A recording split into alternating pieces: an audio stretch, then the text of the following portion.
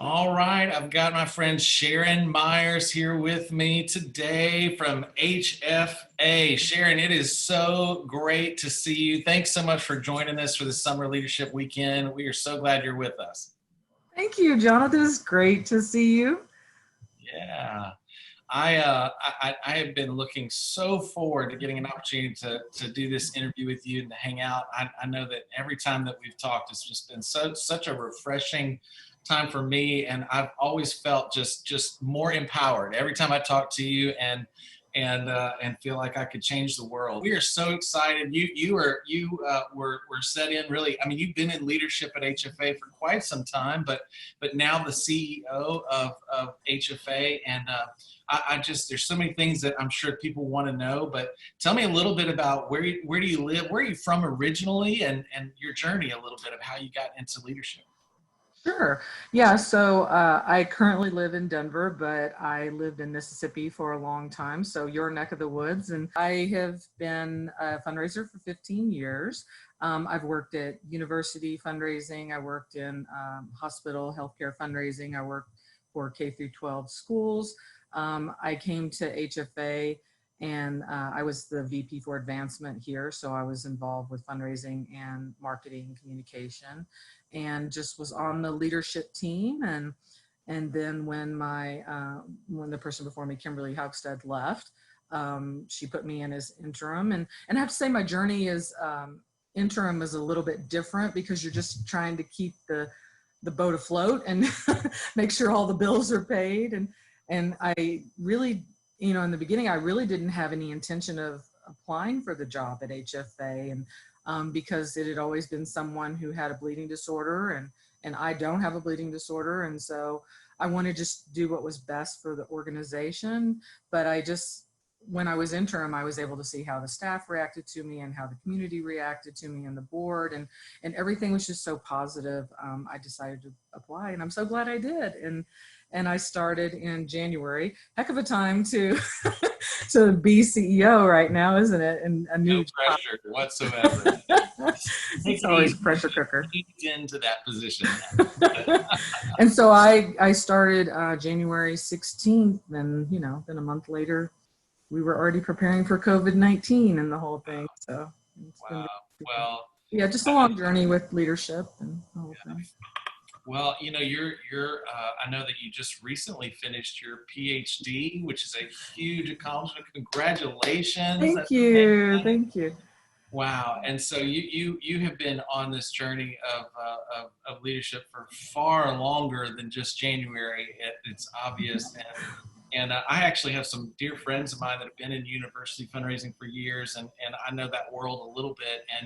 And we've talked about that some before, but it's like, that whole world is a very different world, but it really does in academia, it takes a whole different mindset, I think, to be able to be really, really successful and to push the envelope. And it's just a unique thing. I kind of think of that, at least with my other friends that I've had in that world. I think of it like it was with banking with me when I was in the banking world.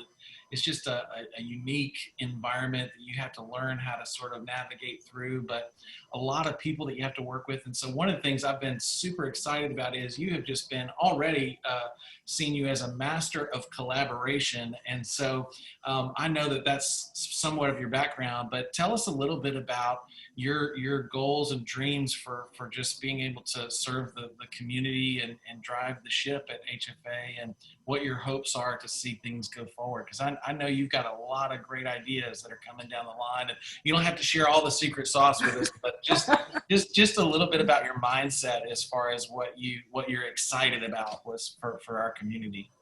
Yeah, I think we're very lucky in this community because we have so many great nonprofits that are helping people and meeting needs, and we're lucky. I mean, we really are. And to reference your point about universities, university and healthcare, they're very different, but they're similar in a way that they partner with other nonprofits. They like when I worked at the university, we would say, we're having this issue. Let's go ahead and call, like, I don't know, University of Alabama or something like that. Let's call them and see how they're handling this situation.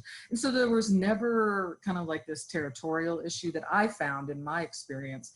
Other find that, but it was more collaborative, and nonprofits would work together to help each other, because no one has all the right answers. Because I mean, like even today when we're dealing with the pandemic, we're trying to make decisions without any information moving forward and not even knowing which way it will go. And so we're guessing a lot of times. And so in the end, we all win. We all win. And the patient wins and the community wins if we all just work together. Yeah, that is so good. I think, who was it, Stephen Covey, that talked about the win-win. It's like there is a way for us to be able to achieve a lot of times our goals. And I was just talking to another friend of mine, Will Ritchie, who's talking about how there's this thing that he references called the third way. He says a lot of times we see that it's got to be either A or B, and usually it's somewhere in the middle. There's this combination of things that actually works out to be probably the better solution. And unless we're together, unless we're communicating, unless we're collaborating, unless we're, and so I just love that as part of the glue that we so desperately need in this community. And I'm so thankful that you've been able to bring that and really just a vision from a maybe even a little bit broader scale. I think sometimes in the hemophilia community, we're sort of the demise of our own ideas that just kind of get, in the same cycle. I think that happens to every leader. It happens to all of us. And so it's not abnormal necessarily, but it's so refreshing to have some, vision from outside the community a little bit. Tell me a little bit about COVID. Now that's thrown a wrench in everybody's plans, but you guys have seemed to pivot wonderfully, and I was super excited. I mean, I know we work a lot with financial assistance programs, and we have been so blessed to be able to work a lot with you guys to help refer back and forth. And so that's been wonderful. You guys have set up a program specifically for COVID. And I know I could tell you probably, I don't know, dozens and dozens of stories just off the top of my head of families impacted that we've been aware of. So thank you so much for all the work you're doing there. And tell me a little bit how that's going and what's next for you guys in that way. Well, thank you. No, thank you so much for your partnership. Yeah, it is true. We've been able to refer people back and forth. Just, I mean, the end goal is to help the patient, help the community. And so that's been really helpful. You had mentioned, how we're handling things with COVID-19. Well, excuse me. So originally when this all happened in kind of, I guess, late February, which seems like a million years ago right now, our first concern was just to make sure our staff were taken care of. So we stopped travel. We ended up closing our office, and thank God, no one was affected in that way. And that was just, excuse me, that was just our first priority. And then right away we realized that, people are going to lose their jobs, and there's going to be a huge financial burden for a lot of our community. So we do have our Helping Hands program, which is what we've partnered on before in the past.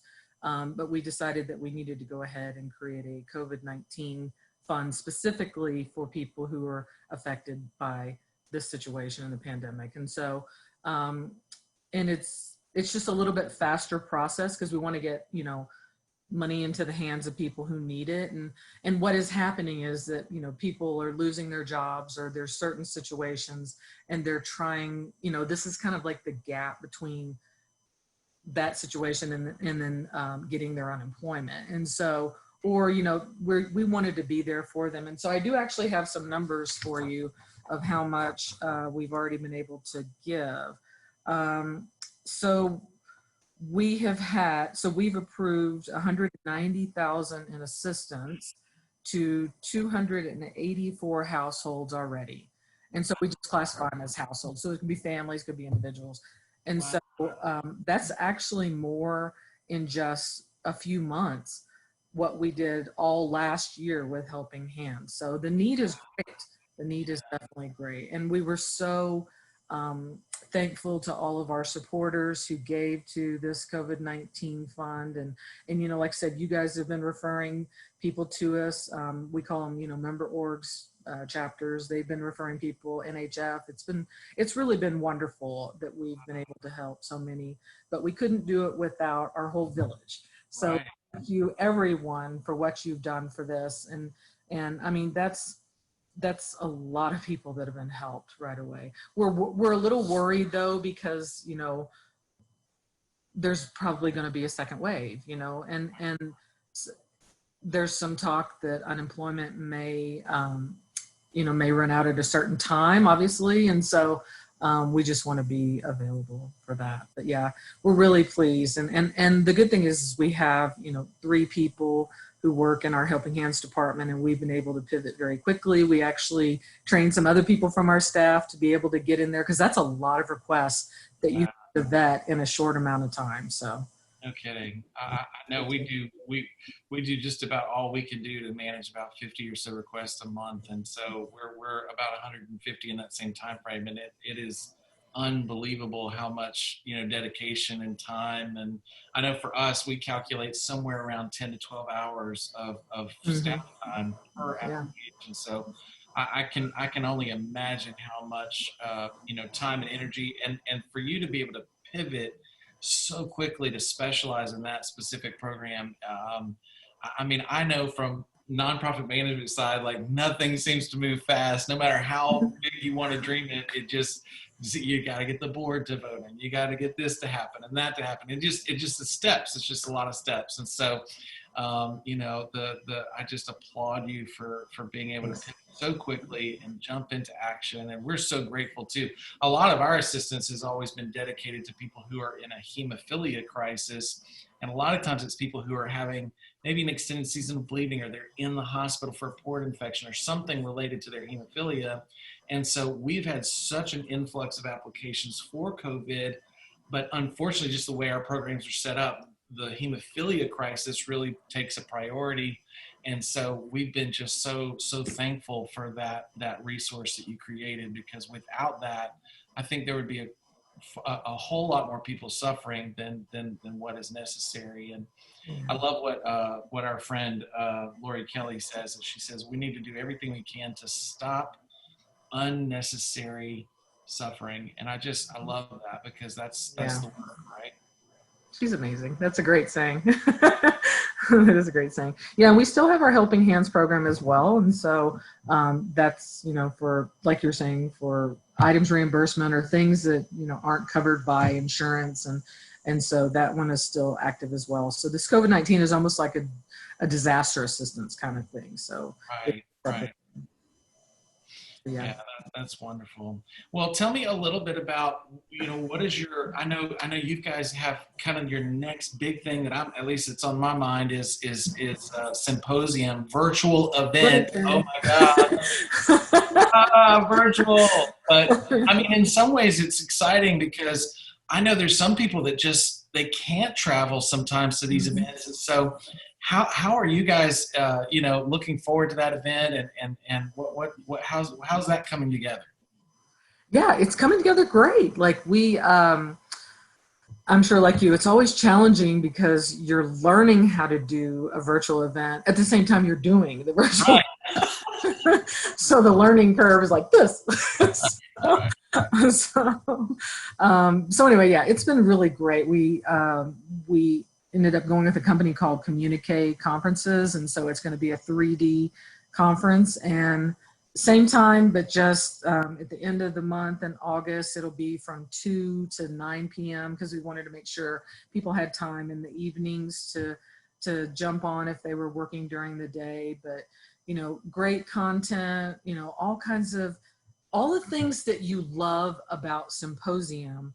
We're trying to create that virtual hug and that virtual feeling of being together and seeing somebody you haven't seen all year long across the room and just running over there and hugging them. I mean, that's so amazing about, you know, all these events where we can get together. And so we're trying to create that.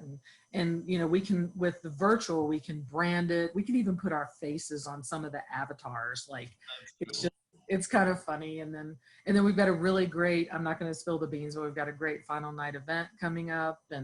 And so it's just going to be a lot of fun, you know, and we'll still have, like I said, we'll still have a lot of the same things that people already love about Symposium, but there's going to be a few twists and turns that it's exciting. You know, I told him when this happened, I was like, we actually have the opportunity to kind of reimagine Symposium I didn't know there was going to be a pandemic and the whole thing. But we get to reimagine some things, based on a few things. But we really wish we could have went to Baltimore, and we really want to be together with our community. It's the right thing to do right now. So true. So true. It is a tension. I love that quote from Andy Stanley that says that some things are not a problem to be solved, but a tension to be managed. And it's like, this is just one of those tensions that we have to manage. Is just that we really need our community to be safe and healthy is the first priority. And yet we still need each other. We still need to be together. We still have a need to be a part of each other's lives. And so I'm constantly thinking about how much there's disadvantages to being in this video realm, right? Because it's 2D and you don't get all the touchy feelies that you normally get in person. But at the same time, like, I'm so grateful technology is where it is today so that we can have this moment. In some ways, I feel like I've gotten to see some of my friends even more than I would have. Yeah. Yeah, definitely so. I mean, there's going to be a lot of, one of the things I really love about this community is that even though some things there's so many serious issues and serious things going on, the way we cope is we have fun. And so there's going to be some gamification inside of it, like scavenger hunt type of things and finding little Easter eggs. And, it's going to be a lot of fun, I think. And I mean, you don't have to stay on 7 hours a day. You can get on for a few hours, go to, some of the things you want to do, come back. If you want to stay on 7 hours a day, that is awesome. I'm going to be on 7 hours a day too, but you don't have to. And so I think I think that's what I really like about it, is it does give the person some flexibility. And like you said, we're going to be pulling in people from all over the country, because when you have an in-person event, you're limited by the time and the location and who can go.